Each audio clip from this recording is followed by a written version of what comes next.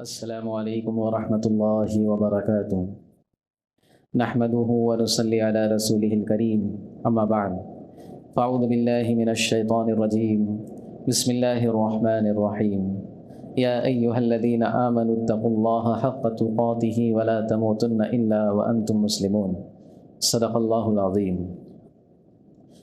محترم حاضرین جمعہ، بزرگوں، دوستوں اور میرے عزیز ساتھیوں، گزشتہ جمعہ کو ہم نے اللہ کے نبی صلی اللہ علیہ وسلم کی زندگی کا ایک سفر، بلکہ یادگار سفر، بلکہ مصیبتوں سے بھرا ہوا سفر کہے تو غلط نہ ہوگا، ہم نے طائف کے متعلق اس کا مکمل واقعہ سنا تھا۔ اس سے پہلے کہ آج کی سیرت کا بیان میں شروع کروں، ایک بات پر آپ کی توجہ دلانا چاہوں گا کہ ہم میں سے اکثر لوگ یہ سمجھتے ہیں کہ کچھ لوگ اگر گنہگاری کے راستے پر چل رہے ہیں، اللہ کی نافرمانی کے راستے پر چل رہے ہیں، تو ان کو سمجھانے سے کوئی فائدہ نہیں ہوتا۔ بعض لوگ کہتے ہیں ان کو کوئی فائدہ نہیں سمجھا کے، اپنی انرجی ویسٹ کیوں کر رہے ہیں، ان کو بول کے کوئی مطلب نہیں ہے، ان کو اپنے حال پر چھوڑ دو، ان کو جو کرنا وہی کریں گے، ایک کان سے سنیں گے دوسرے کان سے نکال دیں گے۔ تو اللہ کے نبی صلی اللہ علیہ وسلم کی سیرت ہمیں سمجھاتی ہے کہ ایسا سوچنا غلط ہے۔ انسان جب اللہ کے دین کی محنت کرتا ہے اور دعوت دیتا ہے تو سب سے پہلے تو جس کو دعوت دی جا رہی ہے، اللہ نے چاہا تو اس کو ہی ہدایت مل جائے گی، اللہ نے چاہا تو، کیونکہ ہم ہدایت کی دعوت کے مکلف ہیں، ہدایت دینے کے مکلف نہیں ہیں۔ ہم کسی کو ہم تو خود اپنی ہدایت کے محتاج ہیں، لیکن دعوت ہدایت کی یہ ہمارے ذمے ہے، لازم اور ضروری ہے۔ تو پہلا فائدہ تو اس کا یہی ہوگا کہ جس کو دعوت دی جا رہی ہے، اللہ نے چاہا تو اس کو ہدایت مل جائے گی، اور اگر نہیں ملی، وہ راہ راست پر نہیں آیا، تو بھی دعوت دینے والے کا نقصان نہیں ہوگا۔ اللہ رب العزت اس کے دعوت کے اثر کو اس کی زندگی میں دکھائیں گے، اور ایسے لوگوں کی زندگی میں دکھائیں گے جس تک اس کی دعوت نہیں پہنچی۔ اللہ کے نبی صلی اللہ علیہ وسلم جب طائف سے روانہ ہوئے، ہم نے پچھلے جمعہ کو سنا، پھر اس باغ میں تشریف فرما ہوئے، جب وہاں سے بھی روانہ ہوئے تو مقام نخلہ ایک جگہ کا نام ہے، اللہ کے نبی صلی اللہ علیہ وسلم وہاں پر تھوڑی دیر کے لیے رکے، وہاں پر قیام فرمایا، اور نماز کا وقت ہو گیا تو اللہ کے نبی صلی اللہ علیہ وسلم نے وہاں پر نماز پڑھی زید ابن حارثہ کے ساتھ جماعت بنا کر۔ اور اللہ کے نبی صلی اللہ علیہ وسلم نے جب نماز پڑھی ہے تو جناتوں نے، کس نے؟ محنت ہو رہی انسانوں پر، اور اس کا اثر کہاں پر ہو رہا ہے؟ جناتوں نے پہلی مرتبہ اللہ کے نبی صلی اللہ علیہ وسلم کی اس تلاوت کو، اس قرآن کو سنا۔ ایک جماعت تھی جنات کی اس جگہ پر، تو اللہ کے نبی صلی اللہ علیہ وسلم جب نماز میں تلاوت کر رہے تھے تو ان لوگوں نے سنا کہ یہ کون سا کلام ہے، یہ کون ہے، یہ کیا پڑھ رہے ہیں۔ جب انہوں نے اللہ کے کلام کو سنا تو ان کو سمجھ میں آ گیا کہ یہ اللہ کے نبی ہے، اور یہ جو پڑھ رہے ہیں یہ اللہ کا کلام ہے۔ اور وہاں سے جناتوں کے اندر دین اسلام تو پہلے سے، بعض جنات کافر تھے، بعض مسلمان تھے، پہلے سے چلا آ رہا تھا، کیونکہ ہر نبی کے ماننے والے جنات بھی تھے، کیونکہ اللہ رب العزت نے جنات اور انسان کو اعمال کا مکلف بنایا ہے۔ لیکن بہت عرصے سے جناتوں تک بھی دعوت نہیں پہنچی تھی حضرت عیسیٰ علیہ السلام کے بعد۔ تو اب اس جماعت نے اللہ کے نبی صلی اللہ علیہ وسلم کو دیکھا، اللہ کے نبی کا کلام سنا، قرآن کو سنا، اور اپنے قوم میں جا کر دعوت دی۔ یہ اللہ کے نبی صلی اللہ علیہ وسلم کو ابھی تک پتہ نہیں ہے، اللہ رب العزت نے بعد میں بتایا کہ جناتوں نے آپ کی نماز کو دیکھا، آپ کو دیکھا، قرآن سنا، اور ان کے اندر ہدایت کا کام شروع ہو گیا۔ سمجھ میں آ رہی بات؟ بظاہر طائف والوں پر محنت کر کے وقت ضائع ہو گیا، کیونکہ ایک نے بھی قبول نہیں کیا، لیکن اللہ ہی بہتر جانتا ہے کہ آپ کی محنت کا رنگ اللہ کہاں دکھائے گا، آپ کی محنت کے اثرات اللہ کہاں دکھائے گا۔ لہٰذا طائف کی محنت، جو مصیبتیں آئی، پریشانی آئی، اللہ کے نبی صلی اللہ علیہ وسلم کو وقتی طور پر بہت تکلیف پہنچی، لیکن دو چیزوں نے اللہ کے نبی صلی اللہ علیہ وسلم کو اور پرجوش بنا دیا۔ ایک تو یہ کہ اللہ کی طرف سے تائید آئی، مدد آئی فرشتے کی، کہ فرشتہ خود دے رہا ہے اس بات کا اختیار کہ آپ چاہے تو میں ان دونوں پہاڑوں کو ملا کر طائف والوں کو ختم کر دوں. اللہ کے نبی نے منع فرمایا نہیں. ایک تو یہ کہ اللہ رب العزت میرے سے راضی ہے. اب طائف والوں کے مقدر میں ہدایت نہیں تو اس کو میں کچھ نہیں کر سکتا. دوسرا یہ کہ اللہ رب العزت نے جناتوں کے اندر دین اسلام کو پہنچا دیا. اب اللہ کے نبی صلی اللہ علیہ وسلم میں اور ہمت آئی. اب پھر مکہ لوٹے اللہ کے نبی صلی اللہ علیہ وسلم, اور پھر اس وقت سے اللہ کے نبی صلی اللہ علیہ وسلم کے پاس لوگوں کا آنا شروع ہو گیا باہر سے. بہت سارے بڑے بڑے لوگ جو اپنی قوم کے بڑے سمجھے جاتے تھے, سردار سمجھے جاتے تھے, ان لوگوں نے مکہ آ کر اللہ کے نبی صلی اللہ علیہ وسلم کے ہاتھ پر اسلام کو قبول کیا. اس میں سب سے پہلا نام آتا ہے ایاز بن معاذ. یہ یثرب کے رہنے والے تھے. ابھی تک مدینہ نہیں بنا تھا. مدینہ تو بعد میں مدینہ بنا, پہلے مدینہ کا نام یثرب تھا. تو یثرب کے رہنے والے تھے ایاز بن معاذ.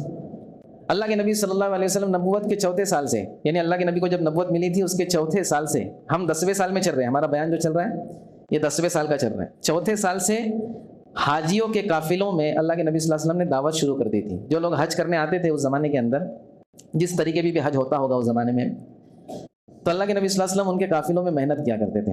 ابو جہل اور بعض دوسرے مشرکین اللہ کے نبی صلی اللہ علیہ وسلم کی برائیاں بیان کرتے تھے کہ ان کی بات مت سننا, یہ جادوگر ہے, یہ شاعر ہے, یہ مجنوں ہے, ان کی بات مت سننا.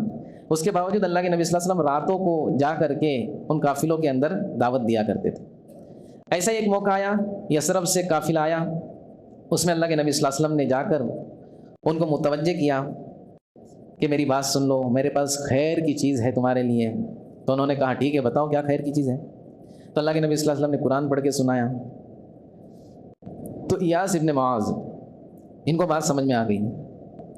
کہنے لگے یہ ایسی چیز ہے ان کے پاس, یہ دین اسلام ایسا مبارک دین ہے کہ اس کے ذریعے سے ہم تمام دنیا پر حکومت کر سکتے ہیں. تو جو دوسرا سردار تھا قافلے کا, اس نے کہا کہ تمہارا دین اس شخص کے دین سے اچھا ہے, خاموش رہو, آگے بات نہیں کرنا. تو وہ بھی خاموش ہو گئے بیچارے. اسی طرح دوسرے قافلے کے اندر ایک شخص جس کو اللہ کے نبی صلی اللہ علیہ وسلم نے اس کا اپوائنٹمنٹ لیا, گویا کہ میں تمہارے قافلے والوں سے بات کرنا چاہتا ہوں. تو اس نے کہا ٹھیک ہے کرو بات. جب اللہ کے نبی صلی اللہ علیہ وسلم نے قرآن سنایا تو کہنے لگا کہ یہ تو بہت اچھی بات ہے, اور اس کو یقین ہو گیا کہ آگے یہی چلنے والا ہے, آگے یہی چلے گا. لیکن اس نے اللہ کے نبی صلی اللہ علیہ وسلم سے کہا کہ اچھا یہ بات بتاؤ کہ اگر اللہ رب العزت نے تم کو غالب کر دیا, اللہ تعالیٰ نے تم کو غالب کر دیا, دین اسلام پھیل گیا, تو چلیں گی کس کی؟ ہماری چلیں گی, کیونکہ ہم تمہاری مدد کر رہے ہیں ابھی. اس نے دنیا چاہا کہ اگر دین اسلام غالب ہو گیا تو سردار ہم بنیں گے یا تم بنیں گے. اللہ کے نبی نے فرمایا نہ تم بنیں گے نہ میں بنوں گا, جس کو اللہ بنائے گا وہ بنے گا. اللہ کے نبی نے نہیں کہا کہ میں سردار بنوں گا. تو کہنے لگا یہ کیسی بات, مصیبتیں ہم لوگ برداشت کریں گے اور جب ملائی کھانے کا موقع آئے گا تو تم کھاؤ گے. ہم تمہاری بات کو قبول نہیں کرتے, اگرچہ ہم کو پتہ ہے جو تمہارے پاس ہے یہ تمام چیزوں کو اپنے اندر لے لے گا, آپ کی مرضی. اسی طرح بہت سارے واقعات پیش آئے. اس میں سے ایک واقعہ آپ کے سامنے پیش کروں. حضرت ابو ذر غفاری رضی اللہ عنہ, یہ قبیلہ غفار کے تھے, یمن کے جانب ہے. قبیلہ غفار کا جو مقام تھا اس وقت میں یمن کے جانب تھا. تو انہوں نے سب سے پہلے اللہ کے نبی صلی اللہ علیہ وسلم کو جانچنے کے لیے, پرکھنے کے لیے اپنے بھائی کو بھیجا کہ جاؤ ایک شخص مکہ کے اندر نبوت کا دعویٰ کرتا ہے, اس کے بارے میں تحقیقات کر کے آؤں. تو اس زمانے کے اندر سیدھے کوئی مکہ میں آ کر اللہ کے نبی صلی اللہ علیہ وسلم کا ایڈریس نہیں پوچھ سکتا تھا, پوچھ لیا تو مار پڑے گی.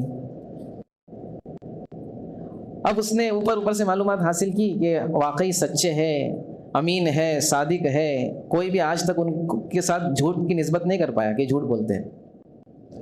جو سرداران مکہ ہے جن کو اپنی کرسی چھین جانے کا خطرہ ہے وہی کہتے پاگل ہے, جادوگر ہے, شاعر ہے, باقی ان کی زندگی پاکیزہ ہے. تو واپس سے آ گئے. انہوں نے پوچھا اپنے بھائی سے کیا خبر لائے, تو انہوں نے اوپر سے باتیں بتائی. بولے نہیں, تشفی بخش جواب نہیں ملا, اب میں خود جاؤں گا. لہٰذا حضرت ابو ذر غفاری رضی اللہ عنہ خود گئے. اب خود گئے حرم شریف کے اندر کوئی ایسے آدمی کی تلاش میں جو اللہ کے نبی صلی اللہ علیہ وسلم کی مکمل معلومات, مکمل ڈیٹیل دے, لیکن ایسا کوئی آدمی مل نہیں رہا تھا. تو جب شام ہو گئی تو حضرت علی رضی اللہ عنہ انہوں نے کہا مسافر کیا تمہارا کوئی مسئلہ ہے, کوئی معاملہ حل نہیں ہوا؟ ہاں چلو میرے گھر پہ آج میرے پاس رہ لینا۔ حضرت علی رضی اللہ عنہ نے ان کی مہمان نوازی کی، اور کیا کام سے آئے، کیوں آئے، کچھ نہیں پوچھا۔ صحابہ کرام جو ہے یہ پھکٹ کی پٹیلی نہیں کرتے تھے، اور جو کرتے تھے وہ اللہ کے لیے کرتے تھے۔ حضرت علی نے ان کی مہمان نوازی کی، ان کو کھانا کھلایا، ان کو رات میں رہنے کو جگہ دی اپنے گھر میں، اور جب صبح ہوئی تو بغیر پوچھے کہ بابا کیا مسئلہ ہے، کوئی مسئلہ نہیں، جاؤ۔ پھر دوسرا دن بھی وہ حرم شریف کے ارد گرد گھومتے رہے، کوئی شخص ان کو ملا نہیں جس پہ بھروسہ کیا جائے۔ پھر شام کو حضرت علی نے دیکھا اور پوچھا مسافر تم تو پریشان معلوم ہوتے ہو، اس نیت سے کہ ان کی پریشانی ختم ہو۔ کہا کیا معاملہ ہے؟ کہنے لگے کہ میں اس محمد صلی اللہ علیہ وسلم کی تحقیق کے لیے آیا ہوں۔ تو حضرت علی نے کہا بالکل صحیح آدمی کے پاس آئے۔ پھر اللہ کے نبی صلی اللہ علیہ وسلم خدمت میں حضرت ابو ذر غفاری کو لے کر گئے، اور حضرت ابو ذر غفاری نے اللہ کے نبی صلی اللہ علیہ وسلم سے عرض کیا کہ آپ میرے سامنے اسلام پیش کریں کہ اسلام ہے کیا۔ اللہ کے نبی صلی اللہ علیہ وسلم نے اسلام پیش کیا، فوراً حضرت ابو ذر غفاری نے کلمہ پڑھ لیا۔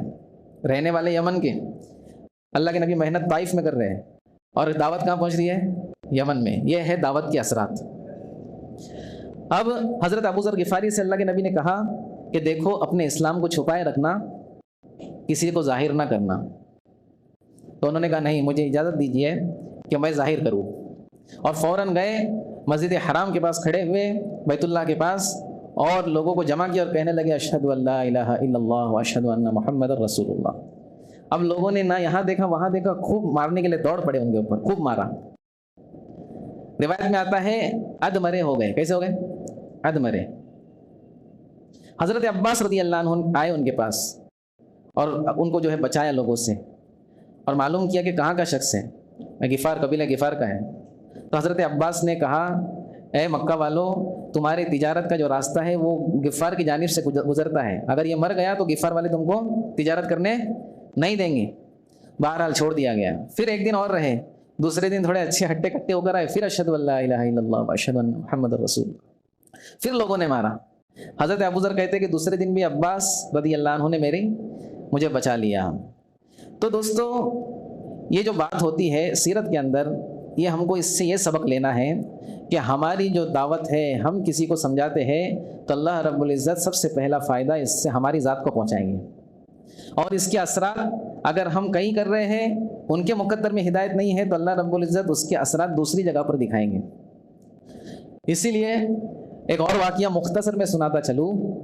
حضرت طفیل ابن عمرو دوسی رضی اللہ عنہ، یہ بھی اس سائڈ کے ہی تھے، قبیلہ دوس کے، یمن کے طرف کے رہنے والے تھے۔ یہ بڑے شاعر تھے، بڑے سمجھدار، اپنی قوم کے سردار تھے، اور ہوتے نا کچھ جیسے کلوہ کے اندر بعض دو تین لوگوں کو بہت سمجھدار سمجھا جاتا ہے، بولے بہت ہوشیار ہیں، ویسے اپنے قوم کے تھے وہ۔ تو جب مکہ آئے تو مکہ والوں نے، مشرکین نے ان کو ہاتھوں ہاتھ لیا، ان کی مہمان نوازی کی، اور ان کو وارننگ دی کہ دیکھو ہمارے یہاں پر ایک محمد نام کے شخص نے نبوت کا دعویٰ کیا ہے، جو اس کی بات سنتا ہے وہ اسی کی طرح ہو جاتا ہے، لہٰذا آپ اس کی بات مت سننا، اس نے ہمارے درمیان تفرقہ ڈال کے رکھا ہے۔ بہرحال تو حضرت طفیل ابن عمرو دوسی نے نیت کی پکی کہ ان کے الفاظ بھی نہیں سنوں گا، اور خود کہتے ہیں میں نے جب بیت اللہ میں طواف کرنے کے لیے گیا تو اپنے کانوں میں روئی ڈال دی کہ غلطی سے بھی ان کی آواز نہ آئے، لیکن اللہ کا کرنا ایسا ہوا کہ میرے کانوں میں اللہ کے نبی صلی اللہ علیہ وسلم کے کچھ الفاظ پڑھ ہی گئے۔ پھر میں نے کہا کتنا بیوقوف آدمی ہے تو، کہ تجھے اللہ تعالیٰ نے اتنا علم دیا ہے کہ تو اچھی اور بری بات کو پہچان سکتا ہے، اس کے باوجود کان میں روئی ڈال رہا ہے۔ بولے میں خود سے کہہ رہا ہوں، میں محمد صلی اللہ علیہ وسلم کی بات سنوں گا، اور سننے کے بعد اچھی لگی تو قبول کروں گا، اور اچھی نہ ہو تو رد کر دوں گا۔ لہٰذا انہوں نے اللہ کے نبی صلی اللہ علیہ وسلم کا پیچھا کیا، گھر کی طرف جب اللہ کے نبی صلی اللہ علیہ وسلم تشریف لے گئے تو اللہ کے نبی کی اجازت سے آپ کے گھر میں چلے گئے، اور پھر کہا مجھ پر اسلام پیش کرو۔ اللہ کے نبی صلی اللہ علیہ وسلم نے ان پر اسلام کو پیش کیا۔ پھر انہوں نے اپنا مکمل واقعہ سنایا کہ میں نے یہ نیت کیا تھا کہ آپ کی بات بھی نہیں سنوں گا، لیکن آپ کی جو بات ہے یہ کوئی معمولی بات نہیں ہے، یہ اللہ کا کلام ہے، اور آپ جیسا کلام میں نے آج تک نہیں سنا، لہٰذا اب میں اپنی قوم میں جا کر یہ کام کروں گا، لیکن آپ میرے لیے کوئی ایسی نشانی قائم کر دیجئے کہ جس سے میری قوم کو میرے اوپر بھروسہ آ جائے۔ اللہ کے نبی نے دعا کی کہ اللہ رب العزت ان کے ساتھ ایک ایسا معاملہ کر کہ وہ تیری نشانی ہو۔ تو ان کے پیشانی کے اوپر ایک روشنی آ گئی۔ کیا آ گئی؟ روشنی آ گئی۔ اب جب وہ اپنی قوم کے پاس پہنچے تو سوچنے لگے کہ میری قوم اس کو مسلح سمجھے گی، ایک بیماری کا نام ہے، اس کو بیماری سمجھے گی، اے اللہ رب العزت تو میرے ڈنڈے کے اندر، میرے عصے کے اندر یہ روشنی کو ٹرانسفر کر دے، منتقل کر دے۔ لہٰذا اللہ نے دعا قبول فرمائی اور ان کے ڈنڈے کے اندر وہ روشنی آ گئی۔ اب انہوں نے جا کر سب سے پہلے اپنی بیوی کو، اپنے ابا کو، اپنے خاندان والوں کو جمع کر کے بات سمجھائی، اور ان کے قبیلے کے اکثر لوگوں کو بات سمجھ میں آ گئی، لیکن کچھ لوگوں نے مخالفت کی۔ لہٰذا کچھ سالوں کے بعد 80 یا 70، بعض روایت میں آتے 80 خاندان، 80 لوگ نہیں، 80 یا 70 خاندان کو لے کر اللہ کے نبی کی خدمت میں آئے کہ اللہ کے نبی صلی اللہ علیہ وسلم آپ نے جو ذمہ داری مجھ کو دی تھی یہ اس کا نتیجہ ہے۔ تو یہ سب چیزیں کیسی ہو رہی ہیں؟ اللہ کے نبی کی محنت کی نسبت پر اللہ رب العزت ہدایت کی ہواؤں کو عام کر رہے ہیں۔ لہٰذا ہم ابھی آج کے بعد کبھی یہ نہ بولیں کہ ان کو مت سمجھاؤ، کچھ فائدہ نہیں، گیلی کیس ہے، ایسا ہے ویسا ہے، یہ بولنے کا نہیں۔ ہم اپنے کام کو کرتے رہیں، اللہ سے دعا کریں، اللہ رب العزت چاہے گا تو ہدایت دے گا، ورنہ اس کے اثرات دوسری جگہ پہ انشاءاللہ منتقل ہوں گے۔ اللہ رب العزت ہم سب کو کہنے سننے پر عمل کی توفیق عطا فرمائے۔ مل کر بیٹھے، موبائل وغیرہ لائے۔